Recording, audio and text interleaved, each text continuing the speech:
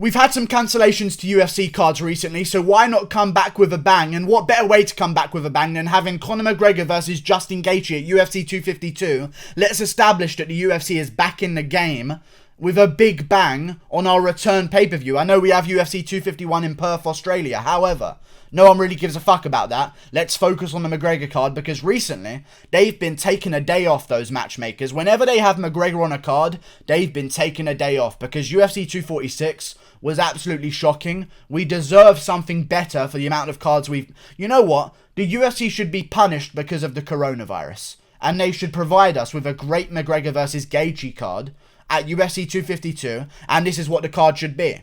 UFC 252 or 253. Either one is fine with me whenever McGregor wants to fight. Conor McGregor versus Justin Gaethje will be the main event. Amazing fight. The fight we all want to see right now. The one fight that's going to get Conor McGregor to a title shot. You can use that narrative. Conor McGregor versus Justin Gaethje on the main card. I think Conor McGregor would beat Justin Gaethje. I really do. I think he would beat him in the first round. I just do. I know Gaethje's a very big threat to Conor McGregor. More of a threat than Donald Cerrone was. So I don't mind these odds being pretty close, because I know that Gaethje can get it done. However, I almost feel as though the old Gaethje would have been a better style matchup for Conor McGregor. Getting in his face, smothering shots, throwing leg kicks over and over. The new Gaethje that fought Donald Cerrone, that fought Edson Barboza, that fought James Vick, little bit more patient. Little bit more patient. And I don't think that's going to work. I think that's actually going to play into Conor McGregor's game. But that's the fight I want as the main event, because there's no better way to remove a sour taste from my mouth. By the way, they may have found a cure for the coronavirus in Japan.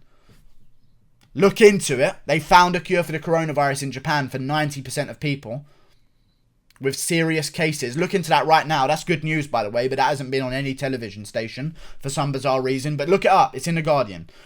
Japan coronavirus cure. And you'll find it, okay? But either way, back to the fucking fight card. Now the coronavirus may be gone, and hopefully it will be by May. Let's get a big card with Conor McGregor versus Justin Gaethje as the main event. And you know what the co-main event should be? Francis Ngannou versus Jairzinho Rozenstruik. The fight that was cancelled at UFC Columbus. Shift it over and give it some shine. You know what this card is? This is a division shiner. Okay, we're going to get some hype back below with a lot of guys here. Because as you know, heavyweights on McGregor cards get a ton of shine. Derek Lewis is a prime example of that. Derek Lewis was on the Conor McGregor co-main event versus Alexander Volkov, and his career on one night completely changed. If you put Ngannou versus Jairzinho Rozenstruik, and one of those heavyweights sends the other one into orbit, which is a very likely chance of happening, especially from Ngannou, who I think would win that fight, you're telling me, if as the co-main event of McGregor versus Gaethje, Ngannou sends Rozenstruik into orbit in the first round, he won't be the biggest title challenger and have all of his hype back that he had once before? I'm telling you, put these guys on the card, because we need to build some hype for our divisions, and McGregor is the perfect guy to do so. Chael Sonnen says, don't go on a card where the star is on the card, because he takes all the shine. That is completely untrue. 1 million of people buy the pay-per-view, at least with Conor McGregor, and 1 million of those people want their money's worth. They're not buying the pay-per-view and just going, no, I'd rather just watch McGregor versus Gaethje. They're buying the pay-per-view, realizing the money has left their account and they might be hungry for the next few weeks. You never know what situation they're in. And they're saying, right, I'm watching every single fight on this one and I'm getting my money's worth. Put Ngannou versus Rozenstruik as the co-main event, and then moving to our feature fight of the card. Stephen Wonderboy Thompson versus Michael Chiesa is the next fight to make. These are the two odd men out in the welterweight division. No one seems to be calling them out. No one wants to fight. There's a lot of discussion about Woodley and Gilbert Burns and Colby. They all seem to have fights lined up. Leon Edwards might even get the rescheduling with Tyron Woodley, which very well may happen, because Colby Covington, you know, he might not be able to just steal that fight from Leon Edwards. I'm sure there's contracts involved that maybe say that Leon Edwards gets to fight with Tyron Woodley, but I don't know how easy it's going to be for Colby to just literally step in and take Leon Edwards' fight. So we'll see what goes on with that. But either way, there are two men that are really silent right now. Michael Chiesa is not going to get the Covington fight, and Stephen Wonderboy Thompson needs one more fight before his title elimination bout comes up. Wonderboy versus Chiesa in the feature fight. The Conor McGregor fans are also used to Wonderboy as well. They're also used to Conor McGregor, dare I say. Stephen Thompson was on the UFC 205 card as the co-main event versus Tyron Woodley. A lot of people thought he won that fight. I thought it was a decent decision. I don't even mind the decision whatsoever. But either way, a lot of people thought he won that fight against Tyron Woodley. He got a big cheer from the crowd. The McGregor crowd knows Stephen Wonderboy Thompson. Stick him on the card as well. Get him some shine. And Michael Chiesa as well. Listen, ties in with McGregor. Through a dolly through a bus window. Michael Chiesa was the guy that sued him. Michael Chiesa was the guy that got the dolly smashed against his head. The glass on his face. It's all tying in with Conor McGregor, and all the fans know who Michael Chiesa is, and there may even be a chance for him to turn heel. You never know what Michael Chiesa is going to do, because he's very easy to not like, because he's somewhat cringy. But I actually like Michael Chiesa. But either way, Wonderboy and Michael Chiesa, the perfect fight to make at welterweight, and both of them have tie-ins with Conor McGregor, and the fans of McGregor would know them well, meaning they're going to get a lot of fans from this fight. Either way, Derek Brunson versus Edmund Shabazian is also on the fight, the main card. I'm looking forward to it. Brunson... Hold on a second. I need to calm down because these fights haven't even been signed yet, and I'm starting to say I'm looking forward to them. Derek Brunson versus Edmund Shabazian. This was on the prelims of UFC Portland. The headliner of the prelims. This is a main card worthy fight. How did the UFC say and justify Edmund Shabazian versus Derek Brunson going from the main card of UFC 248? Sorry, we're going to postpone your fight, and now you're on the headliner of the prelims of a fight night? How does that happen? I have no idea. Brunson versus Shabazian needs to be on the main card of this fight. Shabazian's a young contender. There's a good chance of a KO. Listen, if you want to gain hype off a McGregor card, put on fights where you think there's going to be a finish. Derek Brunson versus Edmund Shabazian is a perfect fight to make. Edmund Shabazian should win that one as well. I think he'll win that one quite impressively, maybe in the first round. That's going to get him a ton of shine. Young guy, hip, down with the kids. I'm never going to do that again. Edmund Shabazian is the guy to put on the card versus Derek Brunson. Make that fucking fight happen. I'm looking forward to it. It's not even happening. I need to calm down again. And the other fight on the main card, Anthony Pettis versus Kevin Lee. Amazing fight again. Pettis versus Lee is a great fight right now. People aren't talking about this one. People are saying, Kevin Lee should maybe just go away for a couple of years, like he said. I am not on that whatsoever. Kevin Lee, get back in there, man. Get back in there on the McGregor card and get some hype back. Anthony Pettis, get back in there, man. Don't give up now. You know, you still got juice in you. If you beat Kevin Lee, you're in the rankings again and you may be close to the top 10. You beat Charles Oliveira. That's going to help you out in the rankings if you were happen to get a win over Kevin Lee. Maybe you'll slide up above Al Quinta. You'll never know. You never know with Anthony Pettis. Also, he lost to Diego Ferreira, so that might weigh into things as well. But either way, Anthony Pettis with a win over Kevin Lee could get his career back on track and start making some big fights again. And who knows, Anthony Pettis after a win is always about 2 fights away from a title shot regardless of the situation. He's Anthony Pettis. Kevin Lee could also get his steam back against Anthony Pettis. It's a winnable fight for him. It's a known name for him as well. Anthony Pettis also ties in with Conor McGregor. He's got a lot of respect from the McGregor fans because, as you know, Anthony Pettis versus Tony Ferguson was the co-main event of UFC 229. Khabib versus McGregor. They all know a bit of Showtime. Every McGregor fan knows Showtime Pettis. Come on. They just do. The casual fans know Anthony Pettis. The casual fans somewhat know Kevin Lee. Put them in there against each other. Loser goes home and loses it all. Winner takes on all the steam and gets back in there. Anthony Pettis, don't fucking fight Dan Hardy. No one wants to see that shit. Dan Hardy is irrelevant right now. Anthony Pettis, Kevin Lee, let's make the fight happen. And I think Kevin Lee would get the jump on him. And on a McGregor card, if you can get a jump on Showtime, all your steam's back in your wings, Kevin Lee. And you're going full steam ahead, back on track, maybe to even take on the winner of Makhachev versus Hernandez, if the timing works out. Again, moving on to the prelims.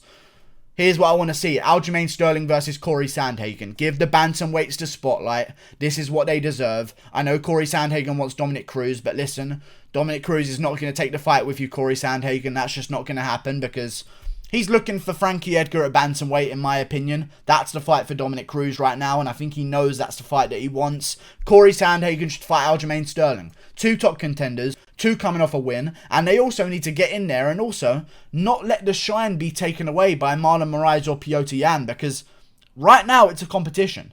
Who knows who gets the title shot after Yan Moraes and Aljamain versus Sandhagen? Let's just say whoever does it better. Get in there, Sterling and Sandhagen, on a huge card, the headliner of the prelims. This gives Aljamain Sterling time to get back into the rhythm of things because he's coming off an injury. Corey Sandhagen was supposed to fight in July at UFC Rally against Frankie Edgar. Let's just fucking get it on, man. Let's get in there and make these amazing fights. As the co-main event of the prelims, Shane Burgos versus Sadiq Yusuff. Amazing fight. Make it happen. Those are the two toughest guys, in my opinion. Two of the toughest guys outside the top 10 in the UFC featherweight division right now, other than maybe a sprinkling of Arnold Allen and Dan Ige. I actually think Dan Ige was a little bit better than Sadiq Yusuff, but either way, Shane Burgos versus Sadiq Yusuff.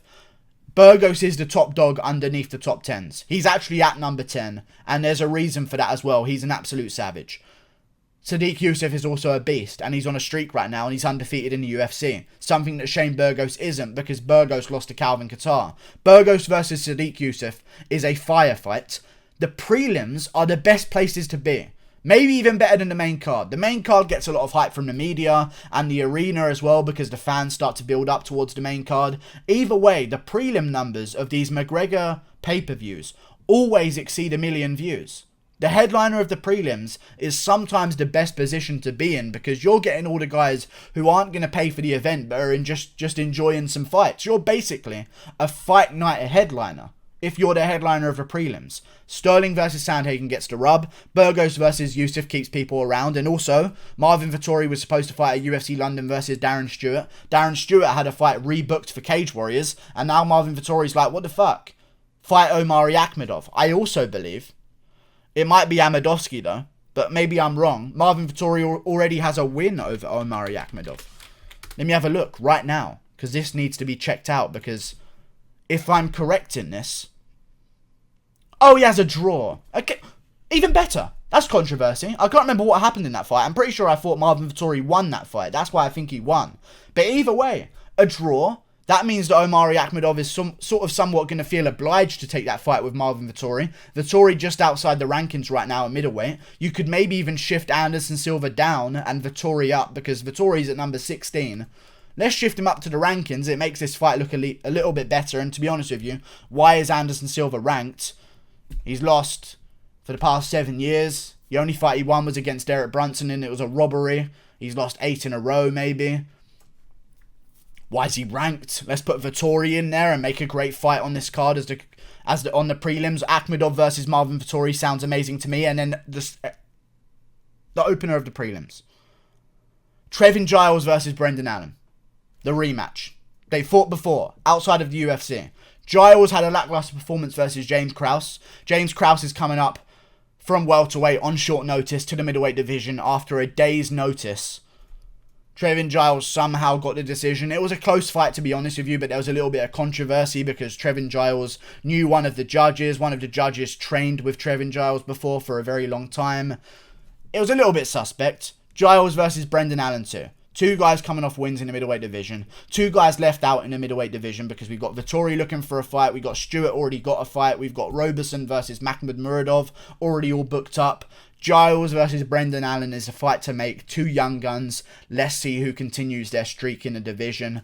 If you can call it a streak for Trevin Giles. He's 1-3 for Christ's sakes. Maybe 2-2 now. Arguably 1-3. I thought James Krause won. Either way. And then on the early prelims, Jessica Eye versus Roxanne Modafferi as the headliner, and Sean Woodson versus Herbert Burns as the co-main event of the early prelims. And then as the start of the prelims, do whatever you want with that. Just do whatever you want with it. Put your comment in the fucking comments below. Who opens up the prelims? Who takes the degrading job? The most degrading job in the world of opening up the early prelims. That's the fucking... If I ever was in the UFC and I got put as the opener of the early prelims, I would leave the UFC. That is the... You are worth nothing to us. Get in there for the people that are so sad they get here on time. That is such a degrading position to be in. And I've actually left it clear because I don't want to tarnish anyone's career here. Sean Woodson, Herbert Burns is the co-main event for the early prelims. I don't even want to assign that. Maybe James Vick can go on there. Who knows? Maybe... Let's just do Mike Perry versus his girlfriend or something. Something weird. Something crazy. Mike Perry versus CM Punk. Let's just get fucking autistic with it. Like and subscribe. Thank you for watching. Click that button there. I'll see you later. There's a cure for the coronavirus. It was in Japan. Go check it out. I'm about to tell my mum, because she'll be happy to hear, because she's old. And, yeah, it looks like it's going to go well. See you later. Goodbye. Hopefully we get some fucking events back. You know? Cure the fucking coronavirus because UFC. I don't care about mankind. I don't care about humanity. UFC is suffering. We need to save it. Let's get the wheels turning, Japan. Let's get to work. Goodbye.